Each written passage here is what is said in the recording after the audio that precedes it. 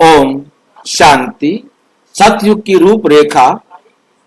आज का हमारा विषय है लक्ष्मी नारायण और विष्णु का रहस्य।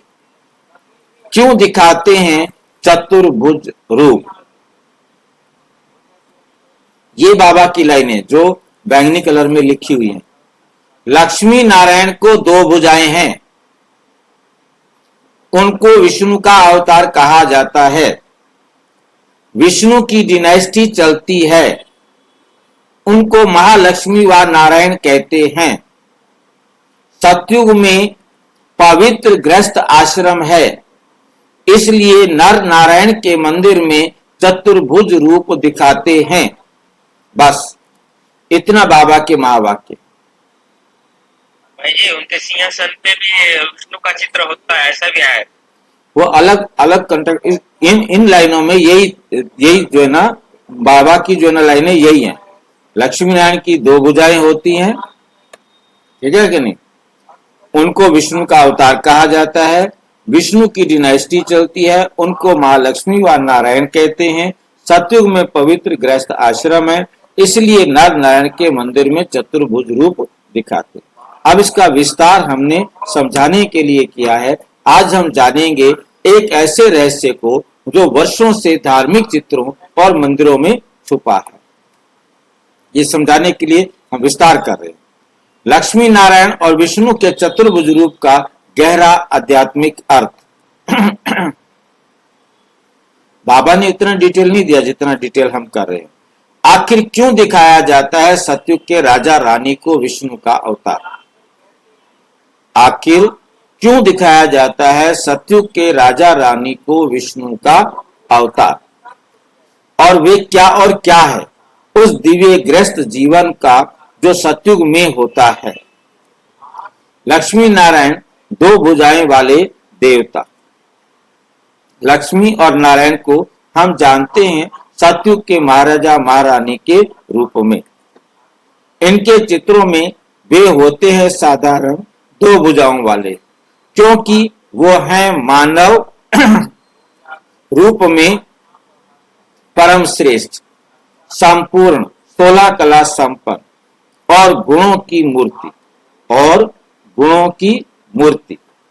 वे कोई अव्यवहारिक देवता नहीं, बल्कि आदर्श मानव स्वरूप है। अव्यवहारिक देवता नहीं है कि कोई अजीब से देवता हो, ऐसे कचौते हों जैसे फिल्मों में दिखाते, बल्कि आदर्श एक मानव स्वरूप होता है उनका, आदर्श मानव स्वरूप।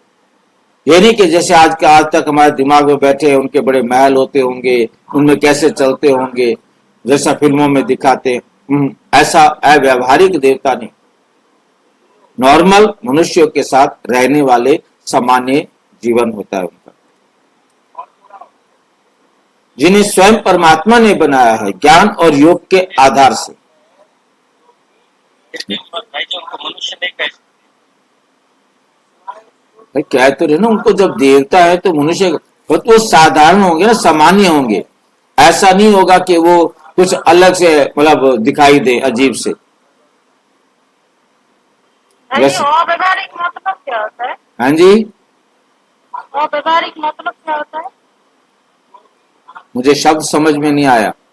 अव्यवहारिक ये पूछ रहे हैं। हाँ जी, हाँ जी। हाँ जी। मतलब जैसे हम सब आप परिवार में रहते हैं तो एक व्यवहार होता है ना, कि किसको नमस्ते करना है, राम राम करना है, गले मिलना है, किसको पांव छूना है, किसको क्या करना है। ये हमारे व्यवहार होते हैं सारे। मतलब वो ऐसा नहीं होता कि जी मैं लाड साहब हूं, सारे मेरे पांव छुएंगे, ये करेंगे, ऐसा वहां कुछ नहीं होता, क्योंकि संस्कार यहां से बन के गए हैं ना। सहज जीवन। हाँ, सहज जीवन। सहज जीवन। मतलब एकदम ऐसा नहीं होगा राजा बस कोई बहुत बड़ी चीज होता हो, तोप होता हो, सामान्य। जैसे बताते हैं ना भाई जी कि राजा आ रहा है, सावधान हो जाओ, राजा आ रहे। हाँ, ऐसा नहीं। हाँ, वो अव्यवहारिक हो जाता है। हाँ, दिखावा नहीं होगा। हाँ, बल्कि आदर्श मानव स्वरूप। जिन्हें स्वयं परमात्मा ने बनाया है, और ज्ञान और योग के आधार से विष्णु संयुक्त स्वरूप का प्रतीक है। लेकिन जैसे ही हम आते हैं धारणा और भक्ति की दुनिया में, तो वहां लक्ष्मी नारायण को दिखाया जाता है विष्णु रूप में, चतुर्भुज के साथ, चारों भुजाओं के साथ। ये चतुर्भुज रूप क्या बताता है? वे एक संयुक्त रूप है, एक जुड़ा हुआ रूप दिखाता है, जैसे लक्ष्मी और नारायण को मिलाकर एक ही स्वरूप बना दिया जाए, दो हाथ लक्ष्मी के, दो हाथ नारायण के। जैसे हम विष्णु के रूप में जानते हैं कि विष्णु के चार हाथ हैं, इसलिए कहा जाता है लक्ष्मी नारायण को विष्णु का अवतार कहा। लक्ष्मी नारायण को क्या कहा जाता है? विष्णु का अवतार। विष्णु को लक्ष्मी नारायण का अवतार नहीं कहा जाता। ये बात समझ में आई है? हाँ जी, हाँ जी। विष्णु को कहा नहीं जाता, पर लक्ष्मी नारायण को विष्णु का अवतार कहा जाता है। नहीं भाई जी, नहीं समझ में आया। ऐसा है, जो अवतरित होता है, जैसे हम आत्माएं परम धाम से आई, तो हम आत्मा परम धाम से आई है, आत्मा का अवतरण हुआ है। अब जहां आकर के मेरा जो नाम है उसका अवतरण नहीं हुआ, सुरेंद्र का अवतरण नहीं हुआ, आत्मा का अवतरण हुआ है सुरेंद्र के नाम से। आत्मा ने दूसरा शरीर लिया है राजेश के नाम से, गीता के नाम से, सीता के नाम से। ये बात समझ में आ रही है? मतलब मुख्य लक्ष्मी नारायण है। लक्ष्मी नारायण विष्णु का अवतार है। जब तक हम विष्णु ना बने तब तक ना हम लक्ष्मी बन सकते हैं, ना हम नारायण बन सकते हैं। विष्णु बनने वाला ही लक्ष्मी या नारायण बनेगा ना। अभी हम विष्णु बनते हैं। पहले हम विष्णु बनेंगे, और जो विष्णु चतुर्भुज बनेगा वो लक्ष्मी या नारायण बनेगा। स्पष्ट हुआ कि नहीं? हाँ भाई, विष्णु एक डिग्री है। हाँ, वो एक डिग्री है। हाँ, एक सिंबल है। चतुर्भुज को चार भुजाएं दी हैं, चार शक्तियों का प्रतीक है। विष्णु के चार हाथ कोई शारीरिक हाथ नहीं है, बल्कि वो हैं आत्मा की चार शक्तियों के प्रतीक। गदा, शंख, चक्र और कमल का फूल। चक्र किस लिए है? बुराइयों का गला काटने के लिए, आत्म नियंत्रण के लिए। कमल शीतल और पवित्रता के लिए, शीतलता और पवित्रता के लिए। गदा आत्मिक बल, कोई बुराई, कोई अवगुण, कोई राक्षस, असुर मेरी तरफ बढ़ नहीं सकता। शंख दिव्य संदेश या ज्ञान सुनाने के लिए। बाकी वो है हाँ जी, हमारी जोड़ियां यहाँ से फिक्स होती है क्या भाई जी? भाई जी हमारा जोड़ियां क्या बात करते हो? हमारा ड्रामा पैदाइशी फिक्स है, परमानेंट फिक्स है। जैसे कि अभी राधा कृष्ण की जोड़ी हम पक्का समझ लेते हैं कि ये राधा कृष्ण की है ना, तो हमारी भी जोड़ी ऐसी फिक्स होती है कि हमें पता नहीं है। बताया तो भाई, मैं क्या बता रहा हूं कि आपका 5000 साल में कब कब कौन कौन कहां कहां मिलोगे, सारा का सारा रिकॉर्ड है ना भाई। चेंज हो सकता है? हमें पता नहीं। पता तो किसी को भी नहीं होगा।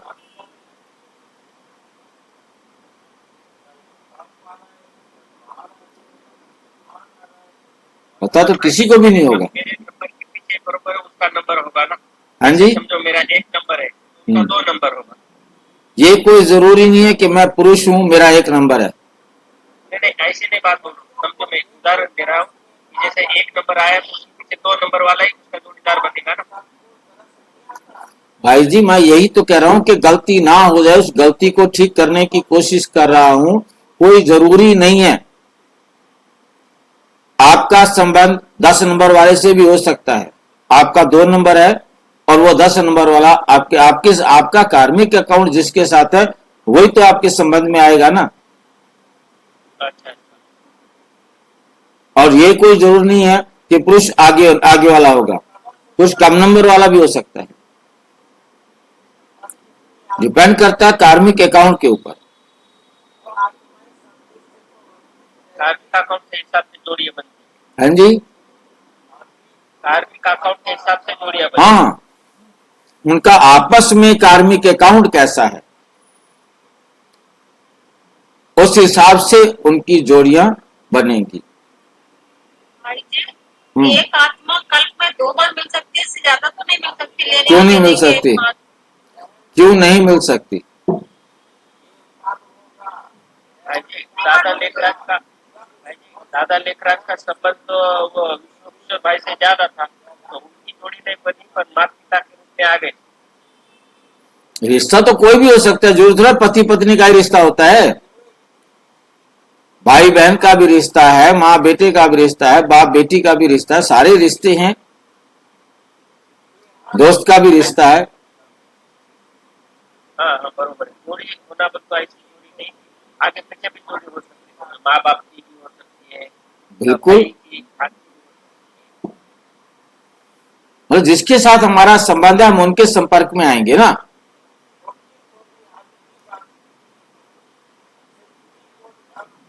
कार्मिक अकाउंट के हिसाब से। हाँ जी, हाँ, कार्मिक अकाउंट के हिसाब से। और फिक्स है हमारा, भाई जी, हर 5000 साल में फिक्स है। हाँ जी, जब मामा वैसे तो शिष्या के रूप में थी, फिर माता के रूप में, पिता के रूप में आई, फिर पत्नी के रूप में, ऐसे। हाँ, कई रूपों में आए। आपको पत्नी है तो पहले बाप भी हो सकती है, वो आज पत्नी बन गई है। भाई भी हो सकती है तो पत्नी बन गई, इसका कोई मतलब नहीं है। वो तो हमारा कार्मिक अकाउंट है, हमने आपस में सुख दुख का हिसाब किताब बराबर करना है। भाई जी, कभी कभी ये रिश्ते दूर दूर में चले जाते होंगे। हाँ, बिल्कुल बिल्कुल।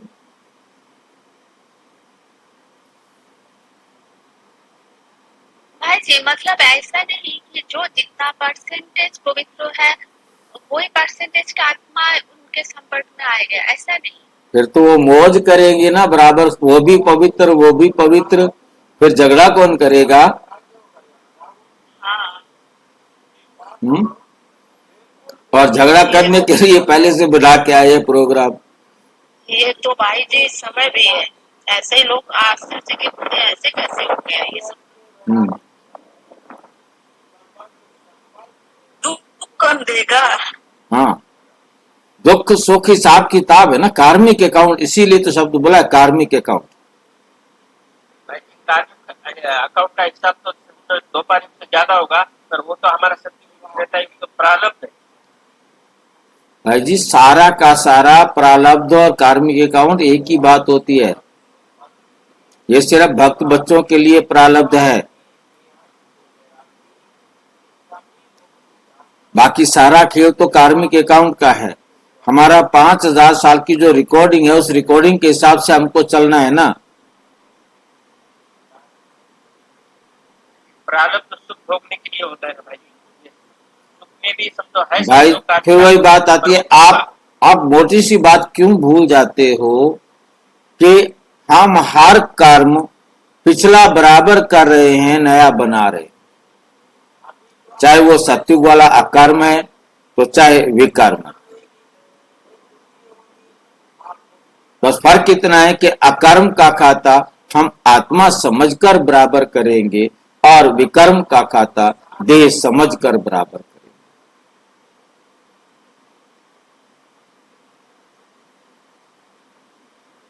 बाकी नियम दोनों के लिए एक ही लागू होता है।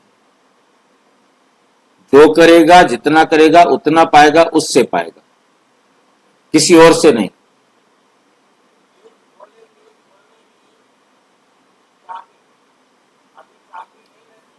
और वो सतयुग में करेगा वही जो है ना संगम पर जो है ना सतयुग और संगम का जोड़ बनता है कि सत्युग कलयुग का किया हुआ कर्म संगम पर बराबर कर सकते हैं, सत्युग में किया गया कर्म भी संगम पर बराबर कर सकते हैं, त्रेता में किया गया कर्म भी संगम पर बराबर कर सकते हैं, द्वापर में किया गया कर्म भी संगम पर बराबर कर सकते हैं। संगम युग एक ऐसा है, हाँ जी, कर रहे हैं सब हो जा रहा है संगम। हाँ, हमारा कोई कर्म सत्युग का रहा हुआ है, कोई त्रेता का रहा हुआ है, कोई द्वापर का रहा हुआ है, कोई कलयुग का रहा, वो हमने सब बराबर कर देना।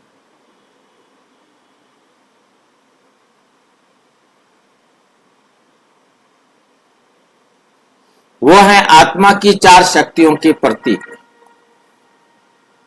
गदा, आत्मिक बल, शंख, चक्र, कमल।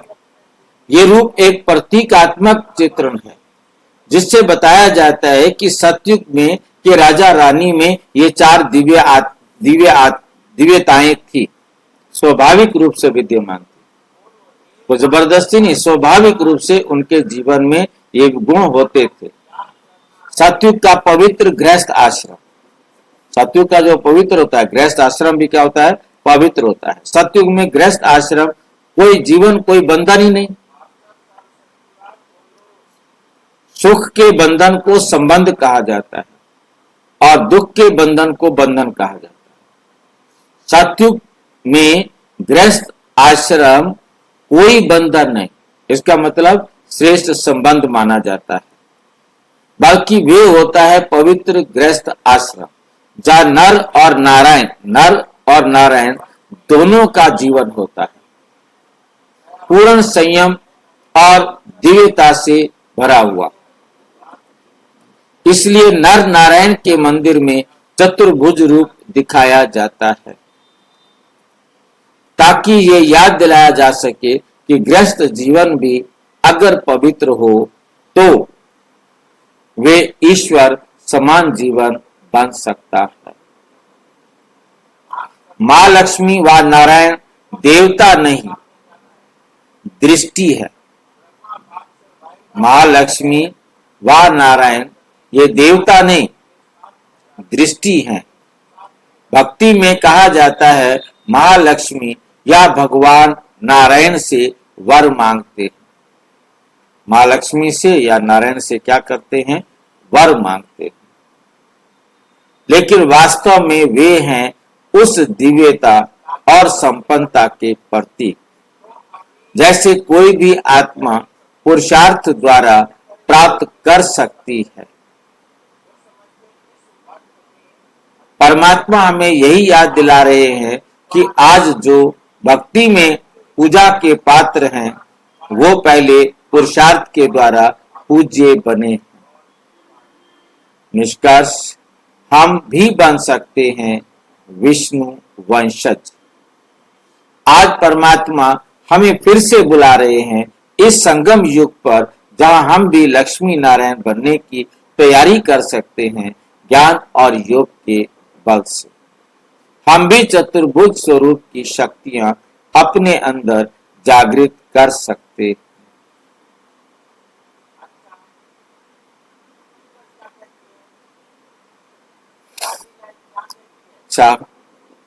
ओम शांति।